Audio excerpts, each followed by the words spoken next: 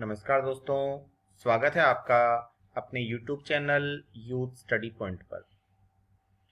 आज है 3 अक्टूबर 2020 और 3 अक्टूबर 2020 को जितने भी महत्वपूर्ण प्रश्न हमारी प्रतियोगिता परीक्षाओं को प्रभावित कर सकते हैं, उन सभी पर हम एक विस्तृत चर्चा करने जा रहे हैं। विशेषकर राजस्थान पुलिस, पटवार और राजस्थान से संबंधित जितनी भी प्रतियोगिता परीक्षाएं हैं, उन सभी के लिए ये वीडियो अत्यंत महत्वपूर्ण रहेगा। तो आप अपनी तैयारी को पूर्ण रूपेण बनाए रखने के लिए वीडियो में अंत तक जरूर बने रहें। अंत में आपसे एक विशेष प्रश्न भी पूछा जाता है, जिसका उत्तर आपको कमेंट बॉक्स में लिखना है। तो सबसे पहले हम चलते हैं अपने पिछले वीडियो के अंतिम प्रश्नों की ओर। पिछले वीडियो में आपसे पूछा गया था 1 जनवरी 2020 में भारतीय सेना का फायर पावर युद्ध अभ्यास खड़क शक्ति कहां संपन्न हुआ था। विकल्प थे बीकानेर, जोधपुर, जैसलमेर या बाड़मेर। तो इसका सही उत्तर था नंबर 1, बीकानेर। दूसरा प्रश्न पूछा गया था नीति आयोग द्वारा जारी सतत विकास लक्ष्यों 2019 की रिपोर्ट के अनुसार राजस्थान का भूख का मानक क्या रहा है। दोनों ही प्रश्न अपने आप में बहुत इंपॉर्टेंट हैं। दूसरे के विकल्प दिए गए थे 45, 35, 40 या 25। तो इसका सही उत्तर है नंबर 2, 35 यानी 35 रहा है। अब हम प्रारंभ करेंगे अपने आज के विशेष प्रश्नों को। आज का पहला प्रश्न है, हाल ही में पूर्व केंद्रीय मंत्री जसवंत सिंह जसोल का निधन हुआ है। बताना यह है कि इनका संबंध राजस्थान के किस जिले से है। विकल्प हैं बाड़मेर, जयपुर, जैसलमेर या गंगानगर। तो इसका सही उत्तर है नंबर 1 विकल्प बाड़मेर। विशेष चर्चा करें इन पर तो जसवंत सिंह जसोल का जन्म 3 जनवरी 1938 को बाड़मेर के जसोल नामक ग्राम में हुआ था। 1989 में पहली बार जोधपुर से इन्होंने लोकसभा चुनाव लड़ा। 1998 से 2002 तक ये भारत के विदेश मंत्री रहे थे और 2002 से 2004 तक भारत के वित्त मंत्री भी रह चुके हैं। इनकी मृत्यु 82 वर्ष की आयु में 27 सितंबर 2020 को हुई। इसके बाद है आज का अपना दूसरा प्रश्न। 28 सितंबर 2020 को जयपुर में 6 लेन दांतली ROB का लोकार्पण किसके द्वारा किया गया। विकल्प हैं श्री कलराज मिश्र, अशोक गहलोत, शांति धारीवाल या नरेंद्र मोदी। तो इसका सही उत्तर है नंबर 2, अशोक गहलोत। विशेष चर्चा करें 28 सितंबर 2020 को मुख्यमंत्री अशोक गहलोत ने जयपुर दिल्ली रेलवे लाइन पर गोनेर रोड दांतली में बने 6 लेन ROB का वर्चुअल तरीके से लोकार्पण किया। इस ROB की लंबाई 800 मीटर व चौड़ाई 24.80 मीटर है। इसका कार्य 2016 में प्रारंभ हुआ था। अगस्त 2020 में इसका कार्य पूर्ण हुआ है। कुल 61.50 करोड़ का इस पर कुल खर्चा आया है। इसके बाद है अगला प्रश्न। हाल ही में किस बैंक ने राजस्थान में पेयजल और स्वच्छता के बुनियादी ढांचे के विकास और सेवाओं के लिए $300 मिलियन के ऋण को मंजूरी प्रदान की है। विकल्प हैं विश्व बैंक, नाबार्ड, ADB बैंक या सिडबी बैंक। इसका सही उत्तर है 3 नंबर विकल्प ADB बैंक। राजस्थान में पेयजल और स्वच्छता के बुनियादी ढांचे के विकास और सेवाओं के लिए $300 मिलियन के ऋण को ADB बैंक ने मंजूरी प्रदान की है। विशेष चर्चा करें तो ADB बैंक अर्थात एशियाई विकास बैंक ने राजस्थान में पेयजल व स्वच्छता के बुनियादी ढांचे के विकास और सेवाओं के लिए $300 मिलियन के ऋण को मंजूरी प्रदान की है। ADB के अनुसार इस परियोजना में लगभग 5,70,000 लोगों के लिए बेहतर जलापूर्ति सेवाओं और कम से कम 14 मध्यम शहरों में लगभग 7,20,000 लोगों के लिए स्वच्छता सेवाओं का विकास हो सकेगा। परियोजनाओं के जरिए 2027 तक कम से कम 8 प्रोजेक्ट से पेयजल की आपूर्ति की जाने लगेगी। साथ ही शहरी गरीब परिवारों सहित लगभग 1 लाख घरों में 5 नए या पुनर्वासित वाटर ट्रीटमेंट प्लांट से पानी पहुंचाया जाएगा या पहुंच सकेगा। इसके बाद है अगला प्रश्न। अगला प्रश्न है, राज्यपाल कलराज मिश्र की पहल पर राजस्थान के राज्य वित्त पोषित विश्वविद्यालयों में से उत्कृष्ट विश्वविद्यालयों के लिए किस अवार्ड की शुरुआत की गई है? राज्यपाल पदक, चांसलर पदक, PSU अवार्ड या चेंगम केयर अवार्ड? इसका सही उत्तर है नंबर 2, चांसलर पदक। राज्यपाल श्री कलराज मिश्र की पहल पर राजस्थान के राज्य वित्त पोषित विश्वविद्यालयों में से उत्कृष्ट विश्वविद्यालयों के लिए चांसलर पदक की शुरुआत 2020 में की गई है। विशेष चर्चा करें तो राज्यपाल श्री कलराज मिश्र की पहल पर राजस्थान के राज्य वित्त पोषित विश्वविद्यालयों में से उत्कृष्ट विश्वविद्यालयों के लिए चांसलर पदक की शुरुआत की गई है। 28 सितंबर 2020 को राज्यपाल कलराज मिश्र के निर्देशन पर राज्यपाल के सचिव सुबीर कुमार ने इस संदर्भ में राज्य के सभी राज्य वित्त पोषित विश्वविद्यालयों को सूचित किया है। राज्यपाल ने सर्वश्रेष्ठ विश्वविद्यालयों को प्रशस्ति पत्र और चांसलर अवार्ड देने की घोषणा गत वर्ष 4 नवंबर 2019 को ही कर दी थी। राज्य में विश्वविद्यालयों में स्वस्थ प्रतिस्पर्धा विकसित करने के लिए ये इस प्रकार का किया गया अपने आप में एक प्रथम प्रयास है। इसके बाद है अगला प्रश्न। अगला प्रश्न है, हाल ही में मुख्यमंत्री श्री अशोक गहलोत द्वारा 1,332 करोड़ रुपए की लागत से कितनी योजनाओं का शिलान्यास व लोकार्पण हाल ही में किया गया है? विकल्प हैं 47, 21, 68 या 50। तो इसका सही उत्तर है नंबर 3, 68, यानी 68 योजनाओं का शिलान्यास व लोकार्पण माननीय मुख्यमंत्री श्री अशोक गहलोत द्वारा किया गया है।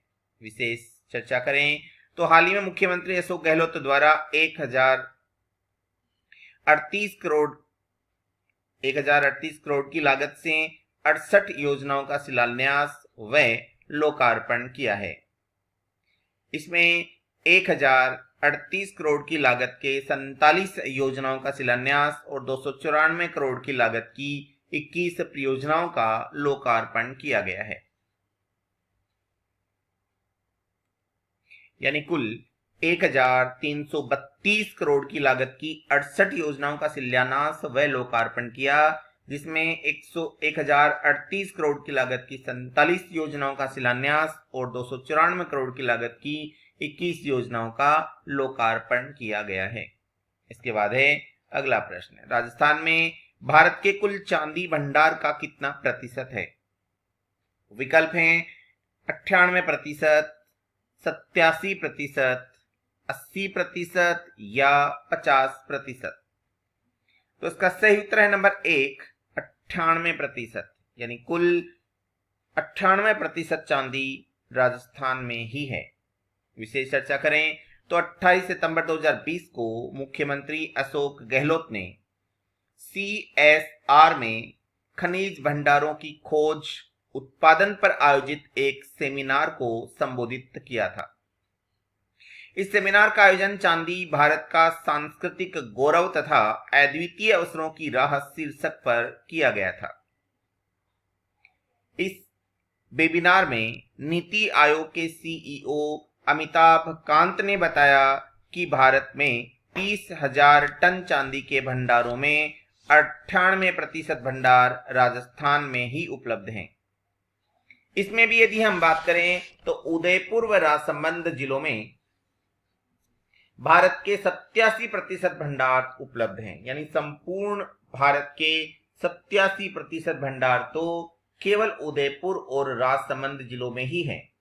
मुख्यमंत्री के अनुसार राजस्थान में खनन गतिविधियों के बेहतर संचालन व मॉनिटरिंग के लिए Rajasthan state mineral exploration trust का भी गठन कर दिया गया है, ताकि इसके संचालन में किसी प्रकार की कोई खामी न रहे।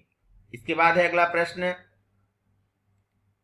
किस राज्य के मुख्यमंत्री ने कोविड-19 के खिलाफ गांधीगिरी से जन जागरूकता अभियान शुरू करने की घोषणा हाल ही में की है?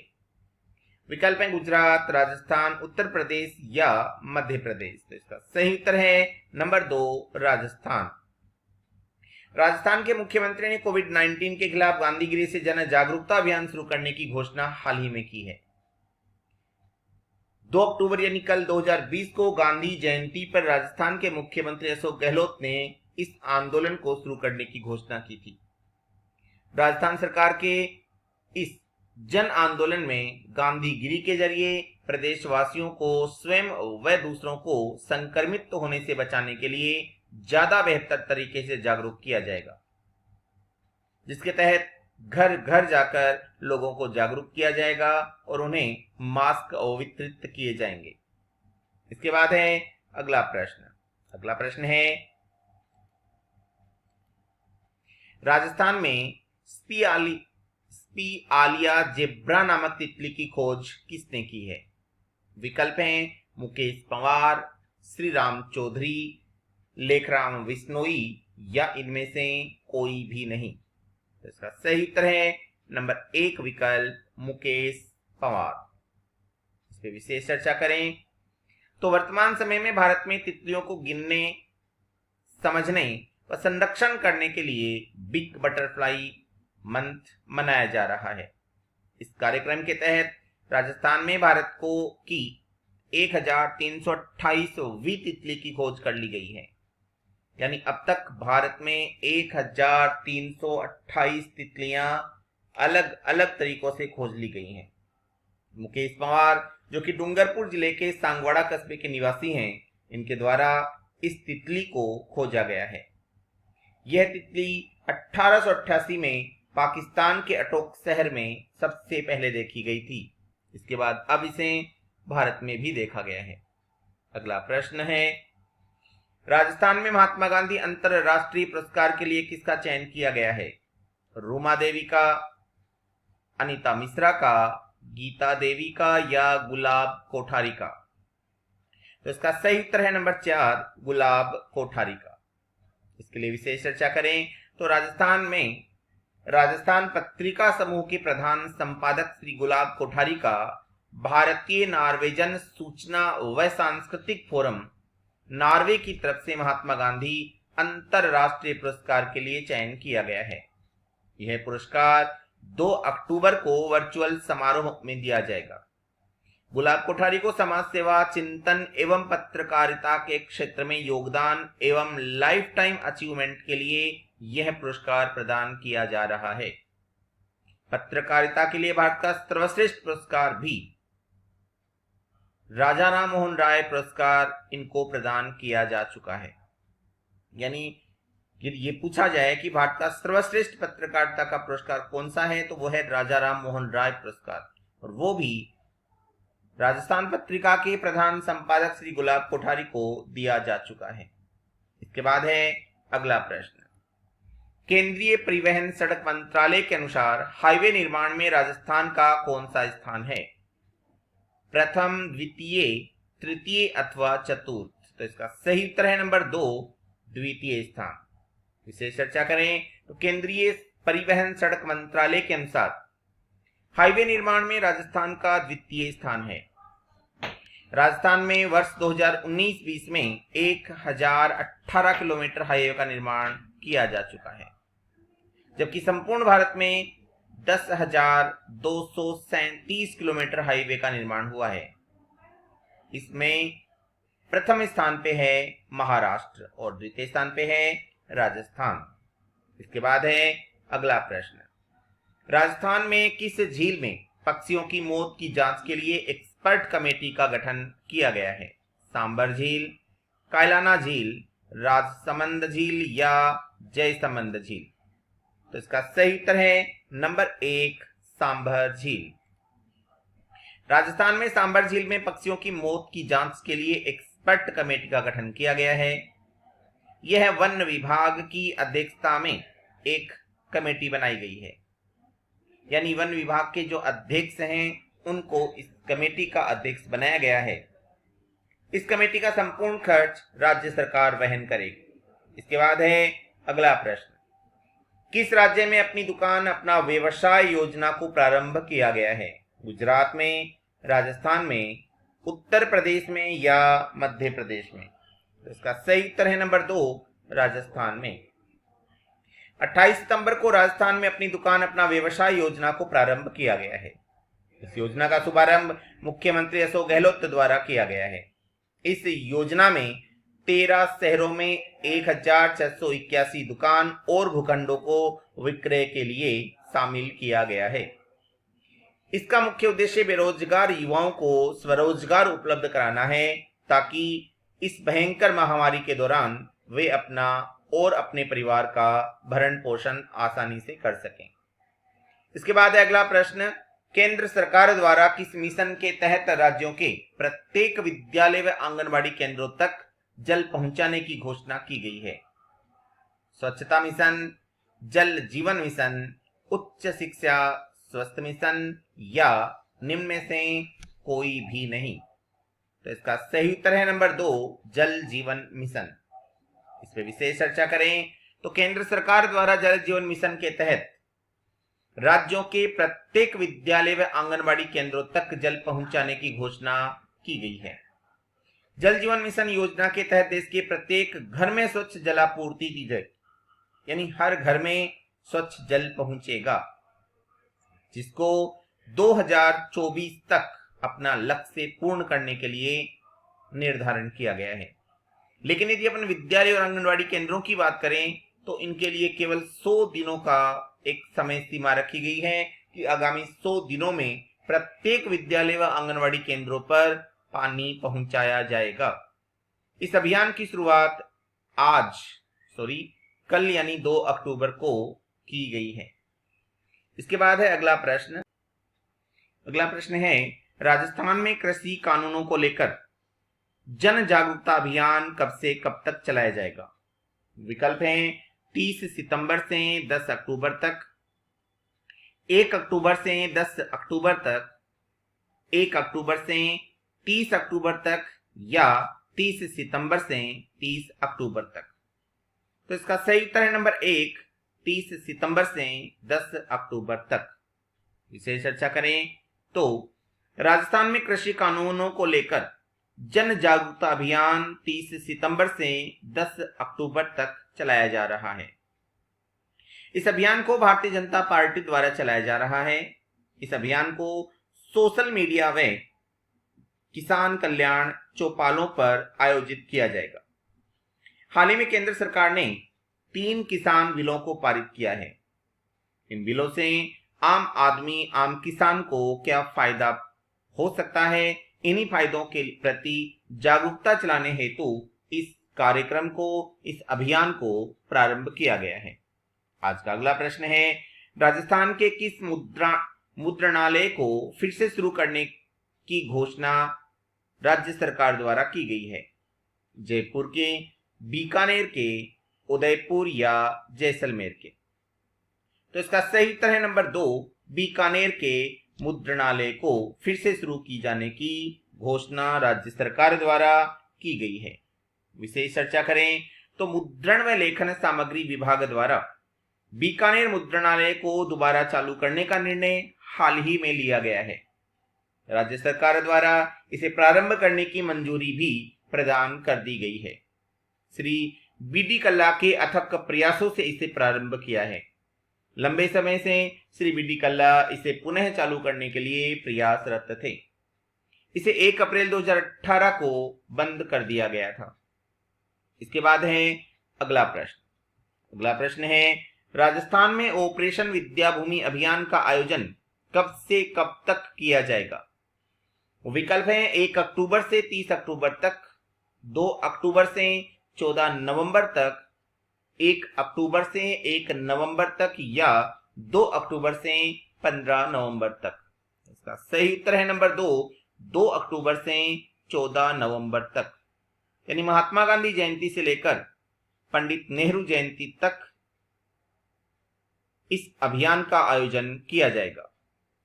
विशेष चर्चा करें तो राजस्थान में जनजातीय क्षेत्रों में गांधी जयंती के उपलक्ष्य पर ऑपरेशन विद्याभूमि अभियान को शुरू किया जाएगा। यह अभियान 2 अक्टूबर से नेहरू जयंती अर्थात 14 नवंबर तक चलाया जाएगा। इसका मुख्य उद्देश्य आवासीय छात्रावासों व आवासीय विद्यालयों को आवंटित भूमि का राजस्व रिकॉर्ड दर्ज कराना है। इसके बाद है अगला प्रश्न। अगला प्रश्न है, राजस्थान के वाइल्ड लाइफ पर लिखित पुस्तक अनविलिंग द अनटेम्ड के लेखक कौन है? विकल्प हैं अभिक्रम शेखावत, पवन अरोड़ा, गोविंद कोठारी या उपर्युक्त सभी। तो इसका सही उत्तर है नंबर 1 अभिक्रम शेखावत। विशेष चर्चा करें 29 सितंबर को राजस्थान के आश्वासन आयुक्त पवन अरोड़ा ने वाइल्ड लाइफ पर लिखित पुस्तक अनविलिंग द अनटेम्ड का विमोचन किया। इस पुस्तक के लेखक श्री अभिक्रम शेखावत हैं। यह पुस्तक राजस्थान के वाइल्ड लाइफ पर आधारित है। इसमें रणथंभौर नेशनल पार्क व झालाना लेपर्ड पार्क के बारे में विशेष चर्चा की गई है।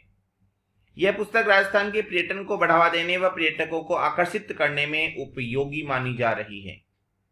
इसके बाद है आज का अपना विशेष प्रश्न। आज का विशेष प्रश्न है, राजस्थान के किस नदी घाटी के किनारे पाषाण कालीन औजार और भित्ति चित्रों के प्रमाण मिले हैं? विकल्प हैं लूणी, चंबल, बनास या घग्गर। इसी के साथ आज की अपनी वार्ता समाप्त होती है। कल पुनः मुलाकात होगी। तब तक के लिए जय हिंद, जय भारत।